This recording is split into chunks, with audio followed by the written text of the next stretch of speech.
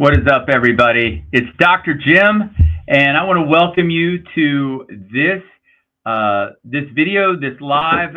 It is absolutely. I hope you got the invitation. I hope you brought your blood work. I hope you're getting ready to sit down, take a few minutes, and really get a feel for functional medicine, what it is, and what it can do for you. So, before we get started, if you are on the live, please put down in the comments. I would love for you to put down in the comments where you're watching from and whether you're watching it live or on the replay. Because I love to know, are you getting the full energy of Dr. Jim Live or is it on the replay? But either way, tonight's going to be awesome because we're going to be talking about functional medicine. We're going to be talking about how to read your own blood work, what to be looking for, and we're going to be talking about it from a functional medicine perspective. And I don't know about you, but I think functional medicine has been getting a lot of press. We've been seeing it growing and growing and growing in the last couple of years. Everybody's talking about functional medicine, and maybe you don't know what that is, or maybe you want to know more. Maybe you do know, and you're like, I didn't know Dr. Jim did functional medicine. But listen, I have been actively involved in functional medicine for, it's got to be 15 years now. And it's made a remarkable change in my own health. And now I use functional medicine to help lots and lots of my patients and people around the country. And so when you're getting on, if you wouldn't mind putting down in the comments, if you're watching it live or on the replay, and where you're coming in from, because I want to see all the places all over the country that you guys are watching from. So let's start off with the idea of what is functional medicine, because I think we hear that a lot, and I think we're always like, well, I'm not really sure I know what that means. Well, the idea is that there is, let's really think about it this way. Hey, Julie, thanks for getting on. I appreciate it. I think there's a lot of people out there who, when you're looking at your health, and you look at how we take care of ourselves in healthcare, we realize that there is healthcare, but do we really work in a healthcare system? And the truth is that most of us are moving around and working from what would be more likely called a sick care system. The idea is simply meaning, hey, Joe, thanks for getting on. And everybody else that's getting on, thank you guys from everywhere getting on. That's awesome. Hi, Roberta. So nice you could get on. Thank you guys. Really good to see everybody. But what we know is that we don't really work inside of a healthcare system. We really work inside of a sick care system with the simple idea that if you go to the doctor or you do something and they're like, so what is wrong with you? And you tell them, well, nothing, I feel great. Then most of the time you're going to get looked at like, well, why are you here, right? Because we typically wait until things are glaringly obvious problems, till we have major symptoms, till our blood work is so out of range and out of whack that we clearly have an advanced disease state before we ever end up doing anything about it. And that's where normal blood work that you may get is part of the issue, is that normal blood work, whenever you get your blood work done, there's going to be something on the side of every reading called the lab range. And, the lab range is going to be usually pretty wide. And that's considered your normal, the normal lab range. But I want you to know the way they figure that out is literally everyone who gives blood, all right, who gets their blood drawn.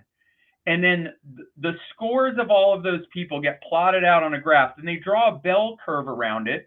And everybody in the middle part of that bell curve, that's considered normal. And then the people that are too far out here are considered the outliers, and that's out of range.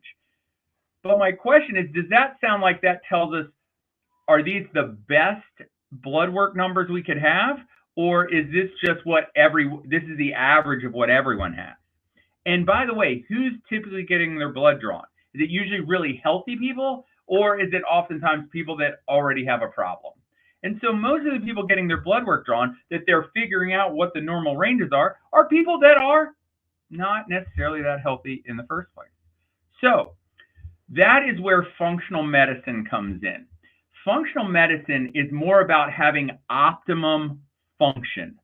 That's really sort of where the functional part of functional medicine comes into play, is it's having optimum function. So when we look at your blood work, that we use different ranges when we look at your blood work. Whereas the lab range might be this big, the functional range, which is where optimum function happens, might be here. And what happens is we're looking for your blood work to be inside of the functional range. If it falls outside of the functional range, does it mean that you have the disease of whatever that out of range thing is? No. Does it mean you might be heading there? Maybe. Does it mean that we could catch something much sooner before it becomes a bigger problem? Absolutely. And this is why, and I will tell you that your blood work is speaking a language that not everybody's listening for. And that's kind of the cool thing. You can sort of, like, when we look at your blood work through a functional medicine perspective, we're looking for patterns. We're looking for like minor variations in certain places because they tell us a story. They tell us what's going on underneath. And so what I wanted to do tonight was talk to you a little bit about how we read blood work in functional medicine and what you should look for on your own blood work. If you're maybe you have some issues and maybe they're not showing up as severely out of range on your blood work, but if you have enough things partially out of range, then that you have the beginnings of a problem, and you may be experiencing the symptoms even though they're like, no, everything looks great. Well, I can't tell you how many times I've looked at blood work where they were told everything looks great and everything not great. So what I want to try to do is yes, thank you. My lovely assistant, Nicole, is in the other computer, and she has magically made things appear on my screen. So this is a sample blood work, not really a sample, actually this is of a real human.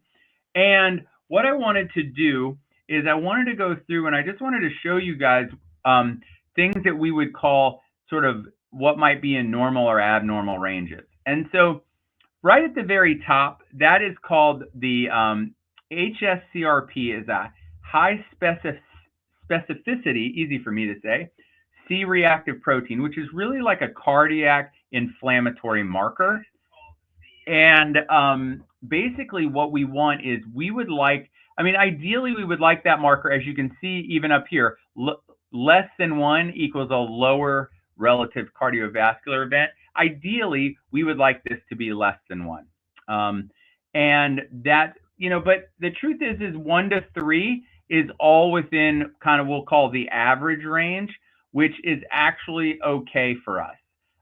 In the functional world, if you're somewhere, less than 1 would be ideal. 1 to 3 is okay. You start going over 3, you start to definitely see the higher risk of a cardiovascular event.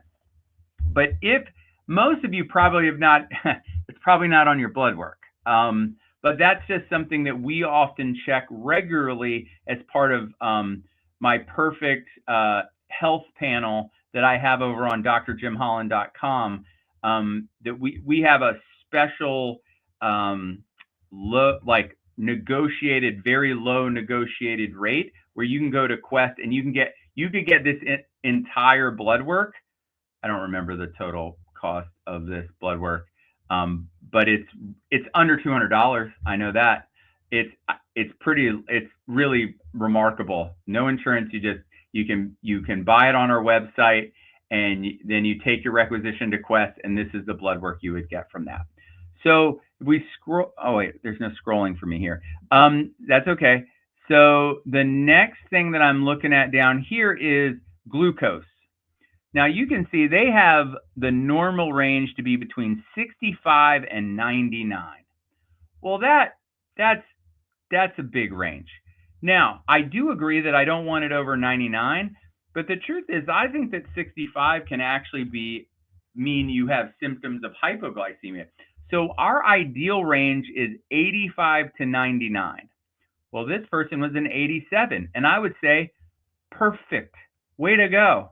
Your fasting glucose number is perfect. I love it. The next number is your blood urea nitrogen or urea nitrogen. And the normal number for that is like 13 to 18. It was a little on the low side. Surprisingly enough, not a lot of big issues to go along with it when it's low. When it's high, that's a problem. A little low, actually not usually a problem. Creatinine, we like that to be between, for a female, 0.65 to 0.9. And if you're male, 0.85 to 1.1. And you can see hers was 0.76, which is perfect. We love it. All right. So if you have your blood work with you right now, I want you to be looking at these, like look at your glucose. Is it between 85 and 99? If it's too high, then it could be an indication that we are starting to deal with some blood sugar regulation issues. You could be pre-diabetes heading towards diabetes. This would be something we want to pay attention to. Blood urea nitrogen, if that's getting high, that can usually mean that there can be some kidney issues. Same with the creatinine. If your creatinine is high, also that could mean you're having problems with your kidneys. This eGFR, which stands for your glomerular filtration rate, we would like that to be over 60. Well, we can see here it's 85. It's fabulous. I love it. All right. But if your eGFR is less than 59, well, you might be having some kidney issues. If your BUN is, if your BUN is over 18, you might be starting, like, that's my range. You might be dealing with the beginning of kidney issues. If your creatinine is over, 1.1, you could be starting to see some kidney issues. So this is how we use that to start, like that whole section right there is all kind of determining how your kidneys are doing. And you know what? Look how hot this have to be over 25. Some of these would have to be significantly different than the functional range to be considered out of range. So I would much rather catch them just out of the functional range before they went out of range on the blood work, for this to know that everything looks good and catch it before it becomes a bigger problem. All right, let's keep going down here. We have sodium. Now sodium, and when you look at your blood work, we would like that to be between 135 and 40, okay? You can see on this one, that one's a little high. I'll try to explain that in a second, because that doesn't necessarily mean like, oh, this person's eating too much salt, okay? Sodium is an electrolyte, and that one's a little high. The next one, potassium, is at, we'd like that to be between 4 and 4.5. This one's 4.3. The chloride, we would like that to be 100 to 106, and this one was 104. And then we'd like the carbon dioxide to be between 22 and 27, and this one is 30. So we can see here, this person was high in the sodium, high in the carbon dioxide. Now, when I look at that group of 4, these are technically considered like electrolytes, right? Your sodium, potassium, chloride. So sometimes you might be like, oh, am I eating too much sodium? Am I eating too many bananas? Why would my potassium be high? Typically, that's not going to be the reason why those would be high or low. What controls your electrolytes in your bloodstream are your adrenal glands. So if we see some of those high, some of those low, then we start to look at, this looks like a possible adrenal gland issue when I'm looking at your regular blood work. Now, I can almost guarantee you that that's not usually, if you go regular blood work, they're going to be like, you might want to cut down your salt intake. Listen, your adrenal glands regulate your sodium, potassium in and out, And so we want to make sure that your adrenal glands are right because that's going to have more of an impact on that. Okay, so that's those four. Now we're looking at calcium. So calcium, we want that to be 9.2 to 10.1. So hers is a 9.7. It looks great. But what I want to tell you about that calcium number, if this is the calcium floating around in your bloodstream, okay? This is not how much calcium is in your diet. This is not is my calcium low? Because here's the thing. The truth is your calcium could be high, and that could indicate that you're actually sucking the calcium out of your bones into your bloodstream. Okay? So this is not oh, my calcium was low, I need to eat more calcium. This has more to do with how your body is regulating your calcium, which is much more of like a parathyroid hormone type of issue, not whether you're taking enough calcium. Okay, I just like to clear that one up because that's a common misconception I see. Calcium, total protein.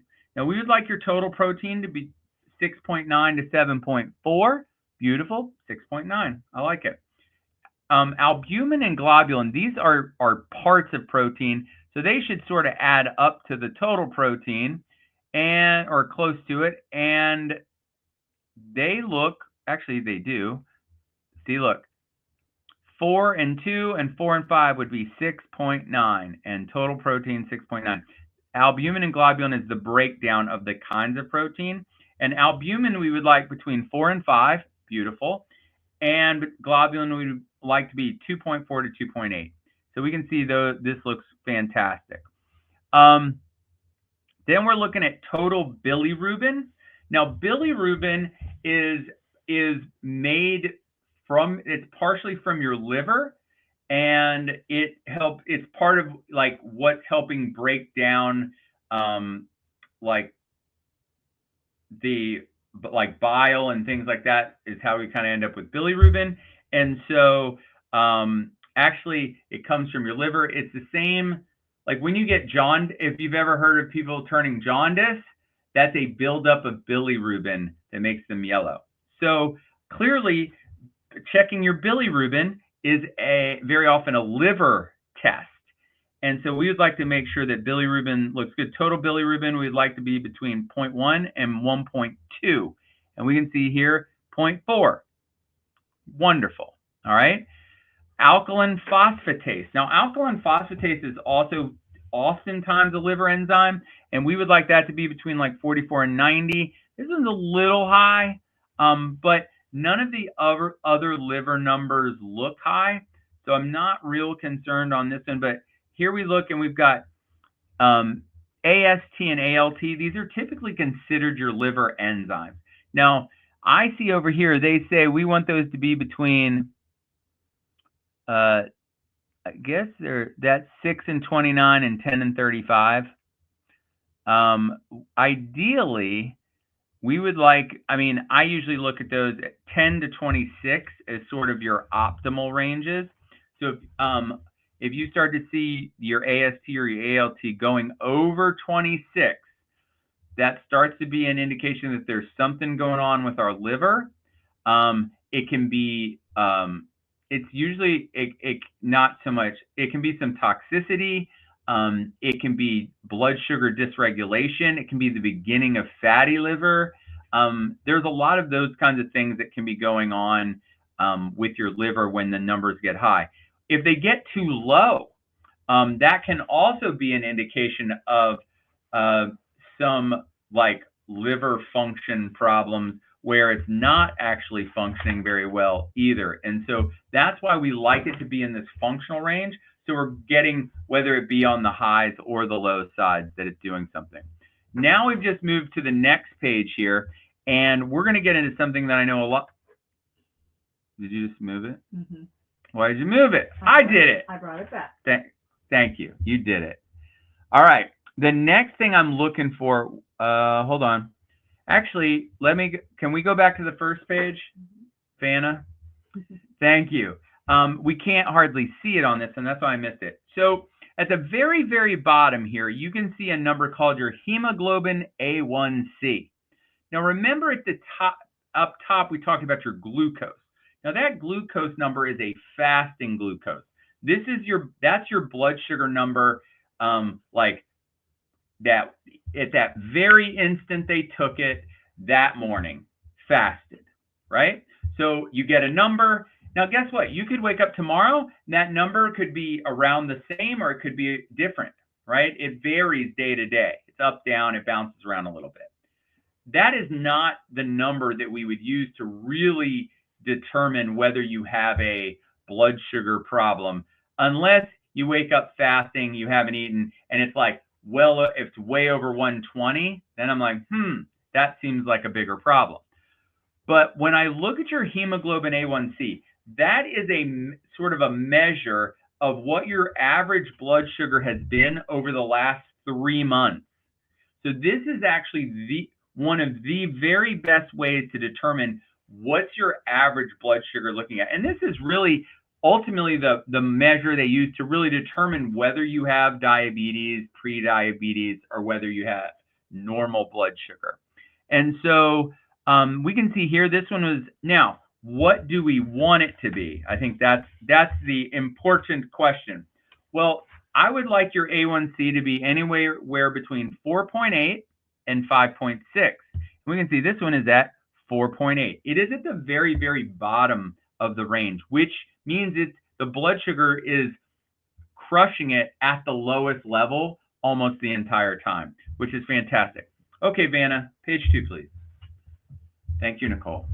Now, you can see up top here, it will tell you that anything under a 5.7 is consistent with the absence of diabetes.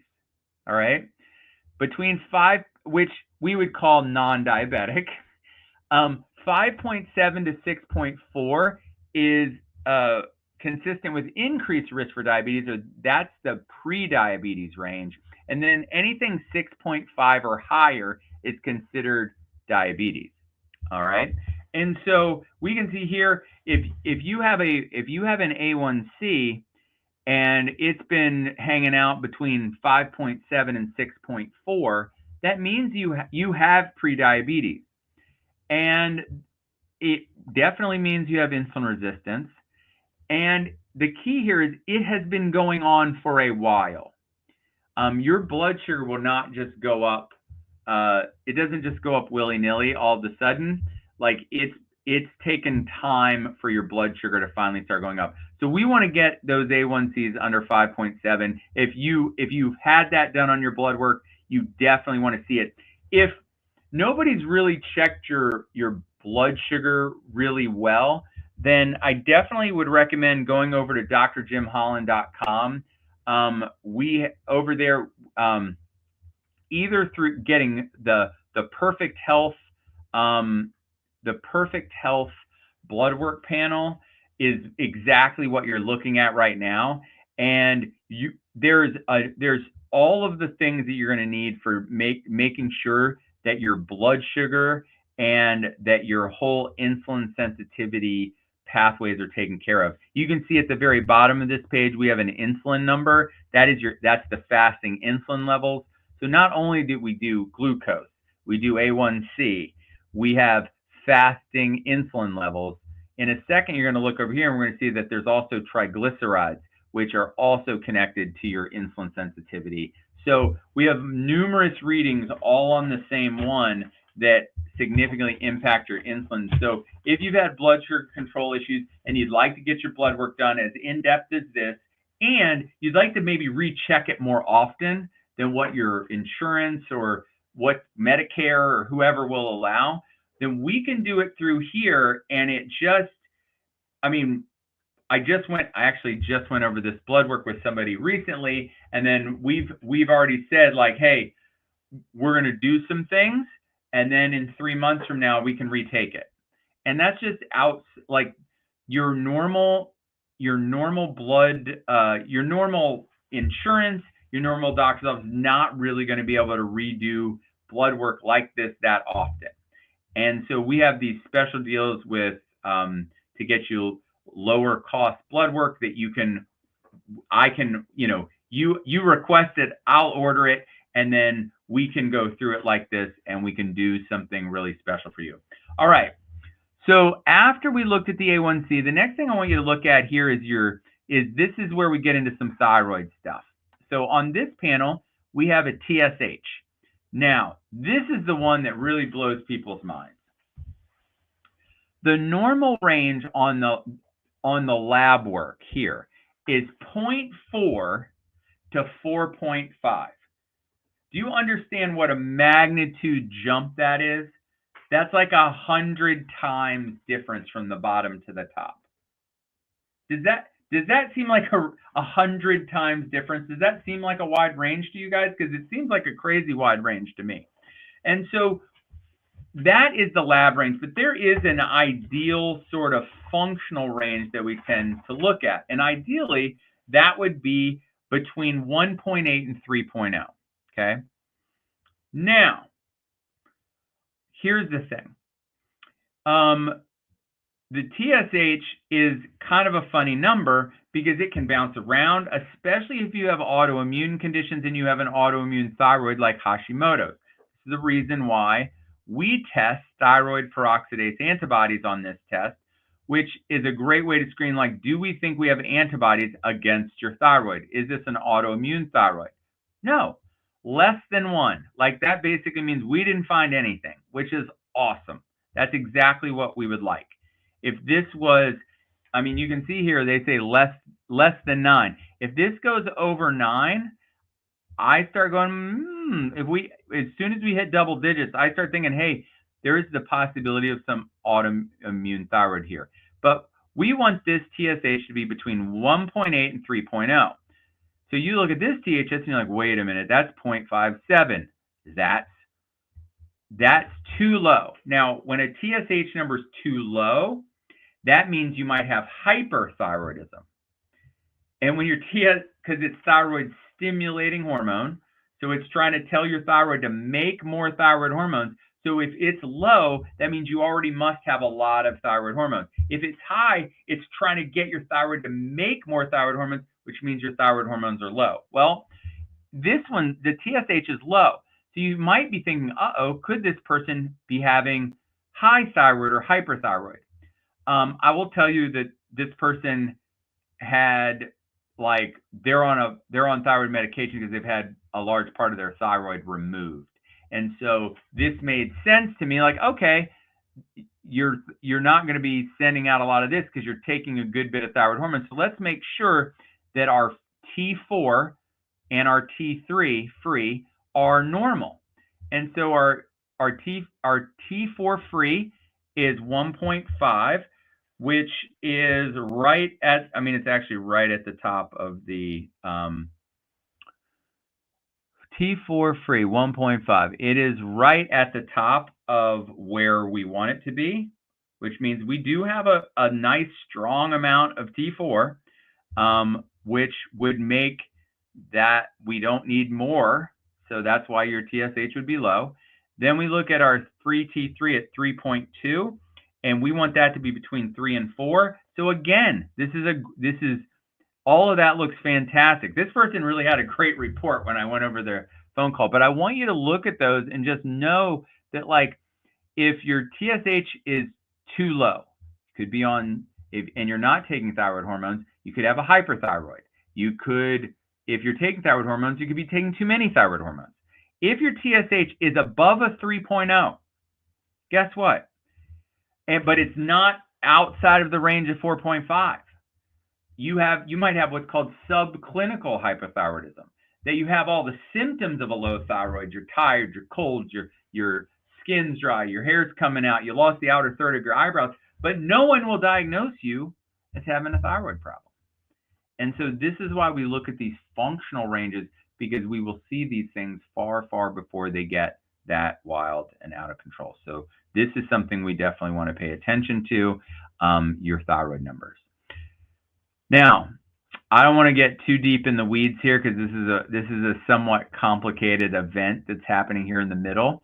But I do want to say, really important, if you would just make sure you get a CBC with a differential. I can figure out so many things from your blood work just having a CBC with a differential. And what a CBC stands for is a complete blood count. So they're talking about your red blood cells, your white blood cells, and all of the different kinds of white blood cells there are. So let's look here, and right at the top, CBC, white blood cell count. Now, it says that it's okay from 3.8 to 10.8. Does that sound like a giant range to you? It certainly is. So the ideal, sort of the functional range for white blood cell count would be between 5 and 8. Okay? Now, here's what I want you to know about that number. If your white blood cell count is high, if it's over 8, there's the likelihood and possibility that you have an active infection right now, that you're fighting something right now, like very new, or like that you're about to come down with something, or you're just getting over it. Okay, and that would cause you to have high white blood cells. Like if I got the flu right now, like in the next day or two, my white blood cell counts would be over 10. Okay, because my immune system wants to fight it and kill it. So that's why you get a high white blood cell count. Now, why would you get a low white blood cell count? Well, there's a number of reasons, but one of the most common that I typically look for is this is often an indication that a person's fighting a chronic infection. So you could have a chronic infection and that your immune system is just constantly fighting. Things that come to mind are things like Epstein-Barr virus, like herpes viruses, like you get cold sores from, which is also the same thing that causes shingles. You know, all those different herpes zoster, like all of those kinds of things. Some people have dealt with Lyme before. There's all kinds of these cytomegalovirus. Like there's a bunch of these types of viruses. I mean, you could like COVID, long COVID, like all of these things are viruses that you get, and sometimes they just hang around. They never go away, right? They're always in there, and you never get completely rid of them. They sort of flare and they calm down. And so sometimes if you've been dealing with a long-term sort of chronic infection, you will see low white blood cell count. You have worn your white blood cells out trying to fight this chronic infection all the time. And so that's one of the things that I think is going on here. So what I want to do is I'm going to continue on looking at white blood cells first, and then we'll come back and look at the red blood cells. So white blood cell count, bam, low, right? So now what I want to do is I want to go down here to these percentages of neutrophils, lymphocytes, monocytes, eosinophils. These are the percentages. Now, normally neutrophils, you would like those to be between 40 and 60% of your white blood cell count. Ideally, I'd really like them to be like 60%. Okay? If I see them go below 60%, I start to think there's some other kind of problem. So I would like your neutrophils to be 60%, but 40 to 60 is okay. But here's what I want you to know. Neutrophils are the types of white blood cells that typically fight a bacteria. So if you had, let's say you had this low white blood cell count, but your neutrophil percentage was above 60%, let's say it was 70%, then I would think, you know what? You have a chronic bacterial infection. I don't know what it is, but I know you have a chronic bacterial infection, okay? And then you might look at like a urinalysis or something and be like, oh, wait, you might have a chronic UTI.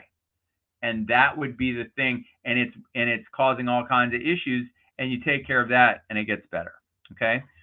But so we look at neutrophils. I would like that to be between 40 and 60%, ideally 60%. We come down here at lymphocytes. Lymphocytes, we would like those to be between 25 and 40%, okay? I typically look at those being more around like 30. So we go 60, 30, all right? Which leaves us about 10%, right? And these all add up to 100% of our white blood cells. So like this lymphocytes, I would ideally like that to be 30, and it's right at 33.7. I mean, that's pretty awesome. That's kind of right on it.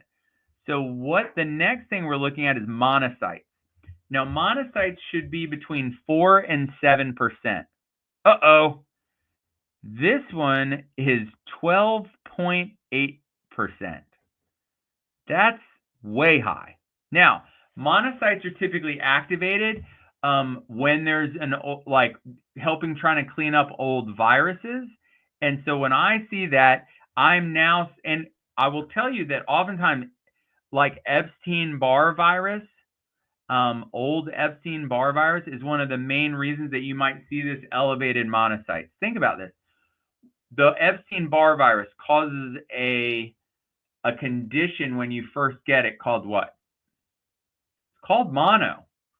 So it makes sense that the elevated monocytes would be an indication of a possible old chronic Epstein-Barr virus, but it could be any, okay? So right now I'm thinking this person has a chronic infection, and right now with the monocytes, it looks to be like it could be viral or some type of virus. Then we look at eosinophils, and eosinophils should be between 0 to 3%. Well, that one is 9.1%. Wait a minute. Now, eosinophils can often be elevated with certain allergies, inflammation, but they can also be elevated with parasites. So it's possible that something parasitic could be going on. I think looking at this, there's been a lot of, like this chronic viral thing. I think the monocytes, the eosinophils are just working on this chronic virus. And so but could there be something parasitic as well? 100%. And so I would typically go after this by at first using antimicrobials that work on try to help the body kind of handle this chronic virus that it's been working on. And then we can, we do that for a while, we come back, and then we can see like, hey, we may also work somewhat on parasites. Interestingly enough, viruses and parasites share some of the same metabolic processes. So sometimes if you take natural supplements that help you with parasites, it helps with viruses. Sometimes you take natural substances that help with viruses, it helps with parasites, because they block the similar metabolic pathways that they both use. All right.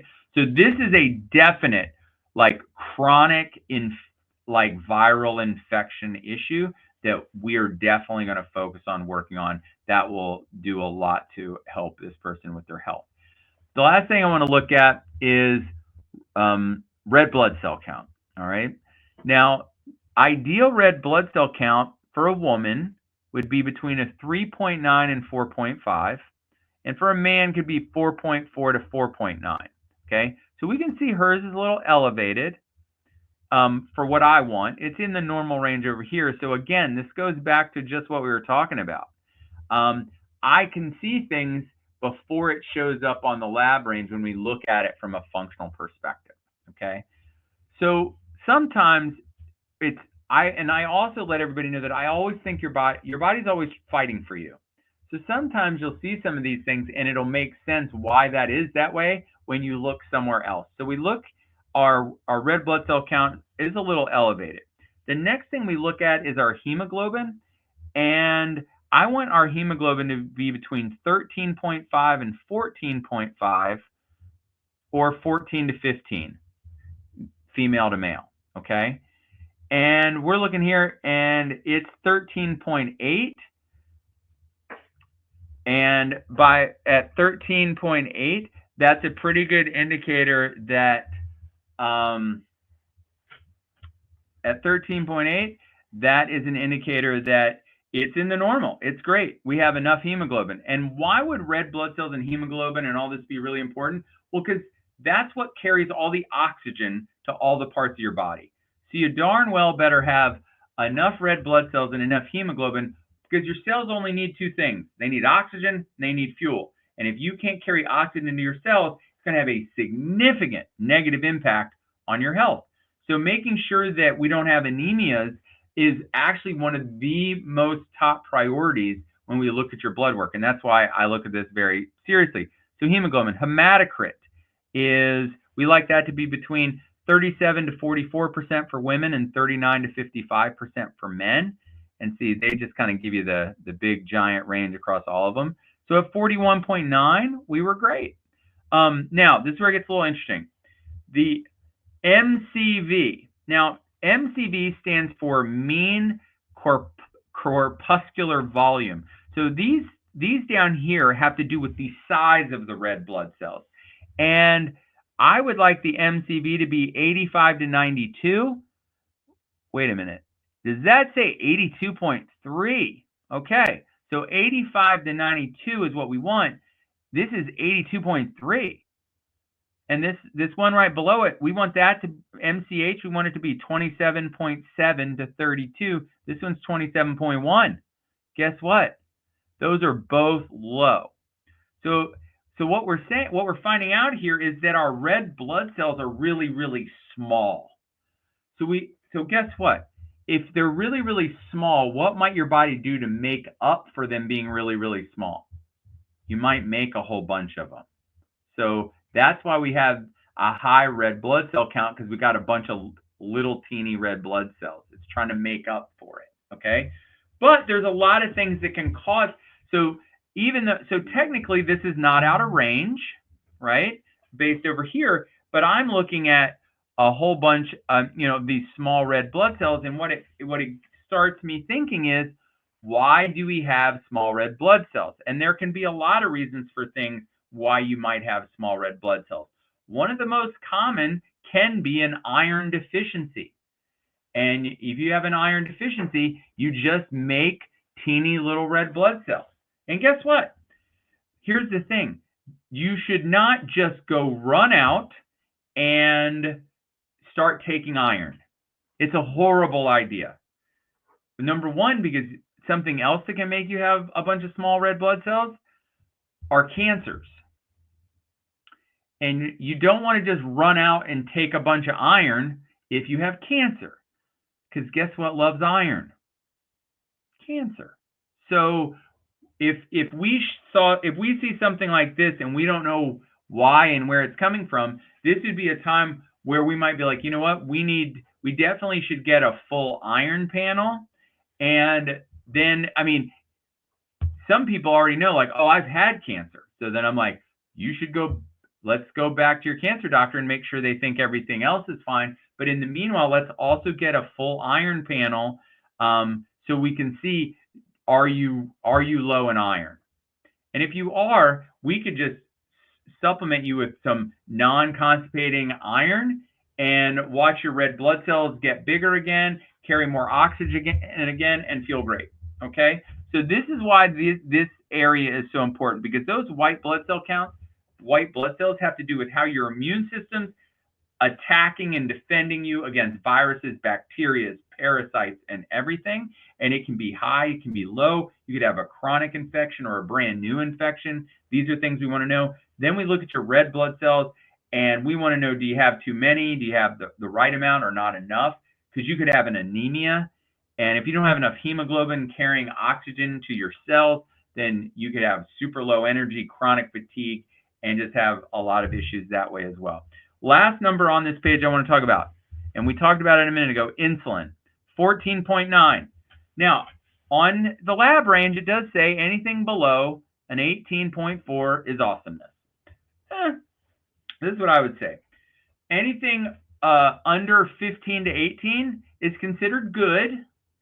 Under 10 would be ideal, okay? So we talked about this, and we're like, hey, your number is good. I'd like to see it be ideal. And I already know what this person is doing in their health. And I just said, you know how I think that number gets there? Just keep doing what you're doing over a longer period of time. Why? Because her A1C is outrageously awesome.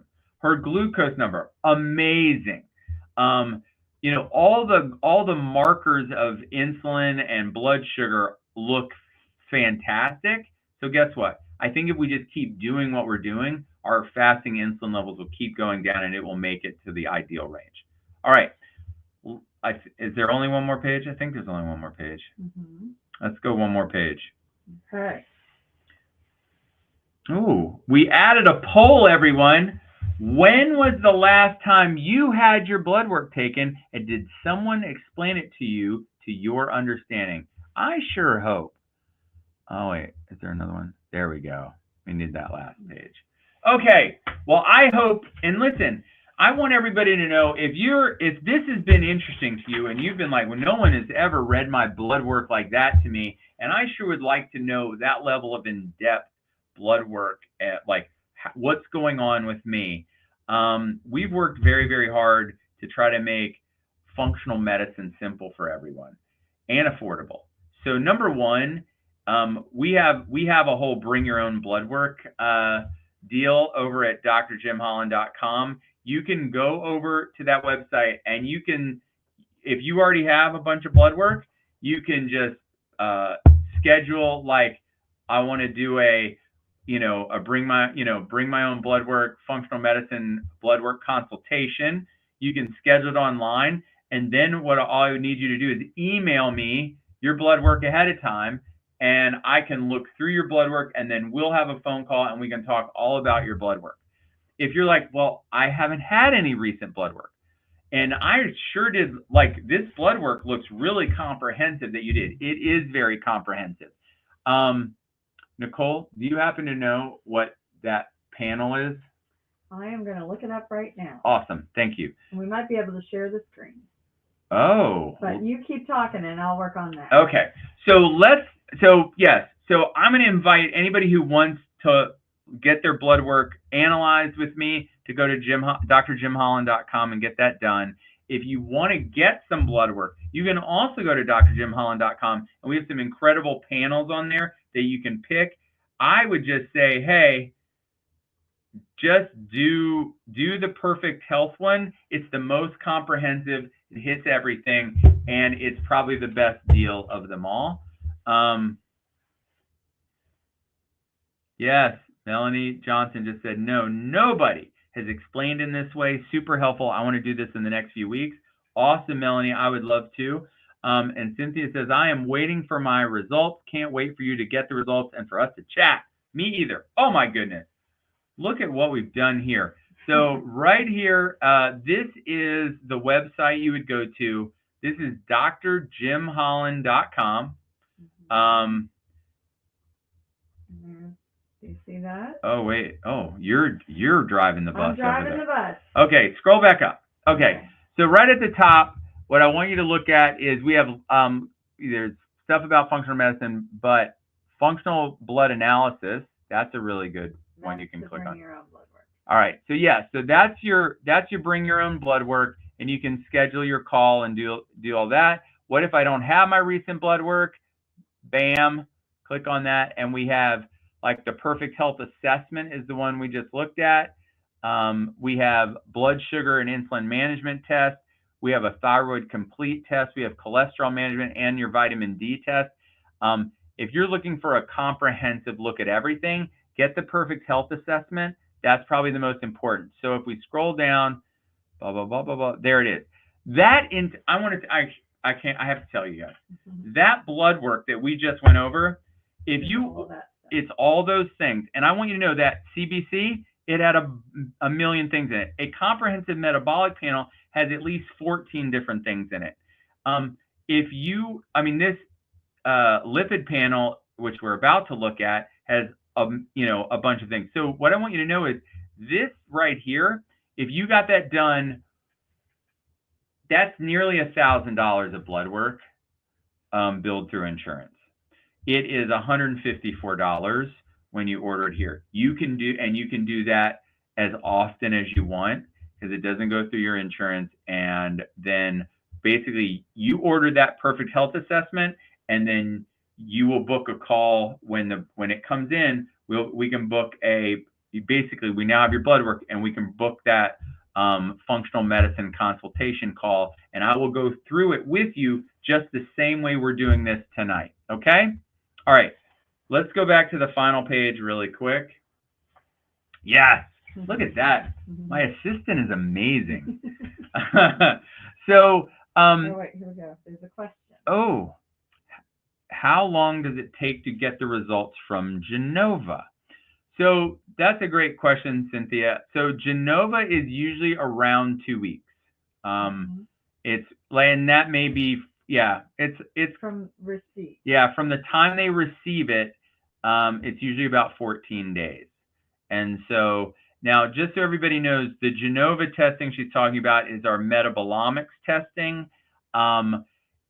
Oftentimes what I will do is, if I can get my real functional medicine program, I made it so simple that if I just had that perfect health assessment that you guys just saw, the blood work we've just gone over, and I have a metabolomics test from Genova, and you do, they can request as well. Yeah, from drjimholland.com, you can go under the functional medicine tab, and bam, and it tells us, and then you can talk, but you can request the test right here. It talks all about what the test does.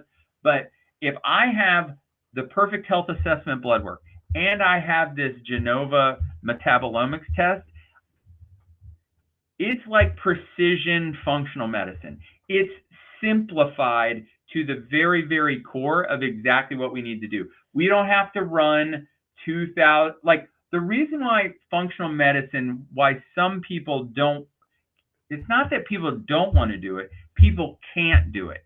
And they can't do it because they can't afford to do it, because functional medicine practitioners say, oh, well, we need to do this test, and we need to do this test, and we need to do this test. And next thing you know, it's $3,000, $4,000 worth of tests, and we haven't done anything yet to help you. If I have the blood work we've just been going over and that Genova test, I know exactly what to do. And you can get both done, and we can have a consultation where we'll look through both of them, and then we can game plan from there. So I'm excited. Okay, last page of blood work I want to talk about. You guys are probably done listening to me talk about blood work today. Important thing I want you to look at is, now, I will say this, when it comes to, there's a lot of discussion. There's a lot of like, is this really good? Do we really care? Does cholesterol really matter? Et cetera, et cetera. Here's what I'm going to say about it. It does matter, but it matters differently for different reasons. And I would say, I actually like what they have. This is awesome because they have their own, some ranges over here. This is sort of an advanced cholesterol test.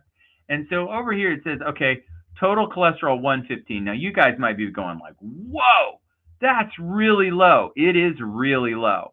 And I will tell you that at first, this is why knowing a person's history is really important, because at first I was like, man, that's too low. I don't like that. But the best thing is I went ahead and said, just do it. You won't be disappointed. Thank you. That's a great thing to say. The reason why this matters is because this person had a cardiovascular event. And in that case, you know what? If we want to try to get your cholesterol down lower, I'm all for it. Okay. But they would say the optimal just is under 200, which we were definitely under 200. If you go over 200, we start to go, that may or may not be an issue. HDL cholesterol, they'd like it above 50. I tend to agree. HDL cholesterol 55 up to 100. Normal cholesterol, total cholesterol, I like to be between 150 and 199. So I like the HDL to be 55 to 100, so this is perfect. Triglycerides. Now, here's where my range and their range is going to be very. They'd say triglycerides should be under 150. I want your triglycerides to be between 75 and 100. If you're over 100, that's to me, that is insulin resistance when you're over 100. So I want those under 100, 70. Now look, Hers were 77. Hers is fantastic. Remember, I told you she had all of the great things. Great A1C, great fasting glucose. Her fasting insulin levels could be lower, which if she keeps doing what she's doing, but her triglycerides are also perfect. But I would like this to be 75 to 100. Not anything over 100 tells me we've got insulin resistance issues and we need to work on that. Your LDL cholesterol, I tend to agree with the lab range over here of less than 100 is good. I mean, this one's really low at 3.9. I do really like the cholesterol to HDL cholesterol ratio. They would like it to be under 3.5. I think under 3.1, but at 1.9, we're perfect. Okay. And then last but not least, one of the most important markers of all to me and my family is vitamin D. The vitamin D number. Now, here's where it's very interesting because they would say that a normal vitamin D is I mean, they have it at like 30. Do they have it up to 1? Do they say to 150? That seems, most of them say 30 to 100. Mm-hmm. So that's very interesting that they have their range up to 150. Seems surprising. Yeah. But I will say 30 to 100 because the truth is that the real ideal range is probably 60 to 80. Somewhere between 60 and 80 is probably perfect, but you're good from, if you were 48 to 100, I'm happy. Okay. I'd like to be 60 to 80. Well, we were above 30. We were 38. It's not bad. It just, we could do better. And so when I talked to her about her vitamin D supplementation today, she was like, oh yes. And she went through and and she's like, I take this. And then I'm like, well, I know that because I recommended that for you. How much are you taking?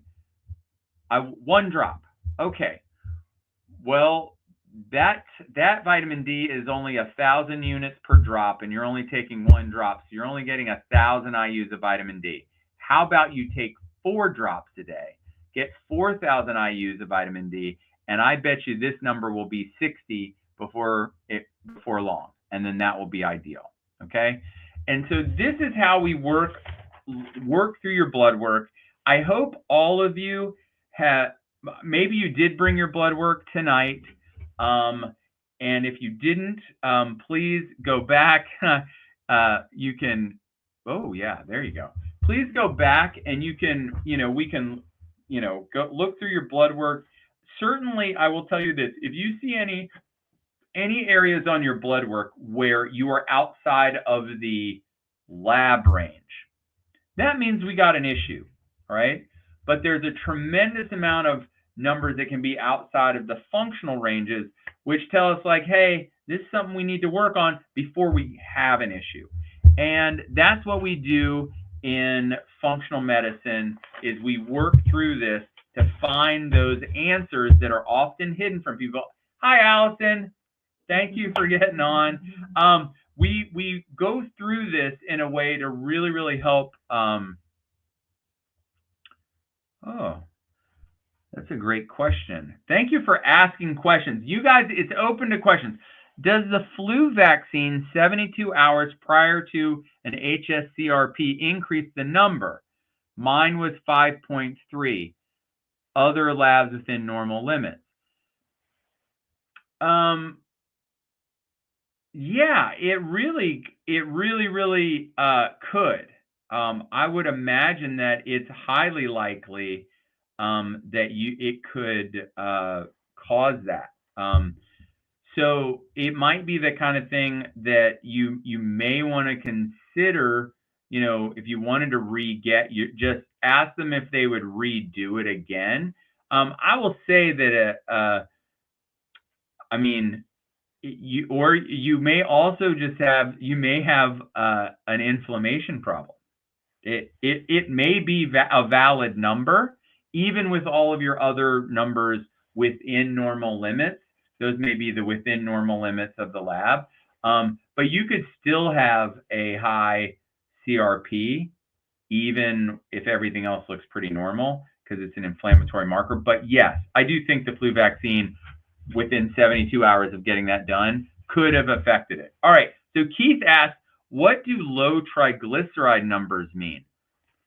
I mean, well, the good news is the lower the triglycerides, and so technically I still want them to be in our range, but when they are low, like in that lower range, the reason why that's important is because when you have insulin resistance or you eat more carbohydrates or sugar than your body can easily metabolize, your body takes that excess sugar down to your liver, and your liver converts that sugar into fat, and then that fat can get released back out into your bloodstream as triglycerides.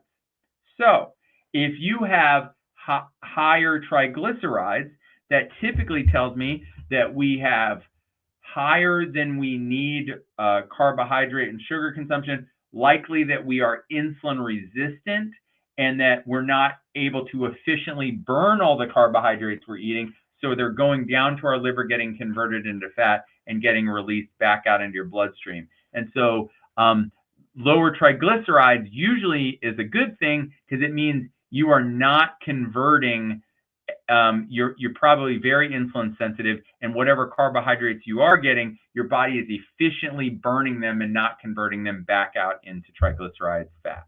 All right. Jackie asked, I did the metabolomics last summer. Would it still be applicable or need to be redone if doing the Perfect Health panel? I would say it's probably still pretty good. Unless there has been a dramatic effort to try to change it, usually with the supplements recommended. If it's not been hardcore working on it, it's just been like little dabbling, then I would say that test, because I've watched people work hard on it, and it's still like if you work on it for 3 months, really with a lot of effort, there's change, but oftentimes we still need to keep working on some of the same things. So I would say that your metabolomics test is still valid. If you wanted to get new blood work to match up with it, might be really nice. And we can put those two things together. All right. Thank you guys for the questions. These are great questions. Thank you for all of the people that got on tonight. Again, last thing, thank you, Jackie. Last thing is, if you would really like some help in the functional medicine space, natural functional medicine, and you have some type of like chronic fatigue, chronic problem, something, or you have blood sugar regulation, diabetes, you have gut problems. Listen, I want everybody to know I don't treat any diseases, all right? But I will tell you that if we look through your blood work in a functional manner, because that's what I'm doing. I don't treat disease. I try to get function in the right at the ultimate. And if your body was functioning at the ultimate, guess what? Typically, your body will heal and regulate and do really good things. And so what we do is I can work with you. I can take old blood work and help you. We can take the old blood work, add a new metabolomics test with it, and we can help you. And we can do all this in an economical way where most people have not gone down the functional medicine path because of thousands and thousands of dollars of testing. For under $500 or close to it, you could get full giant blood work panel and a metabolomics test and really have everything we need to know to be able to go forward and get the best results. So if that interests you, go over to drjimholland.com and you can, order some blood work or order testing, or just reach out to us and contact us through there, and that'll be really helpful. Or you can also post in the comments. We'll try to keep up. All right.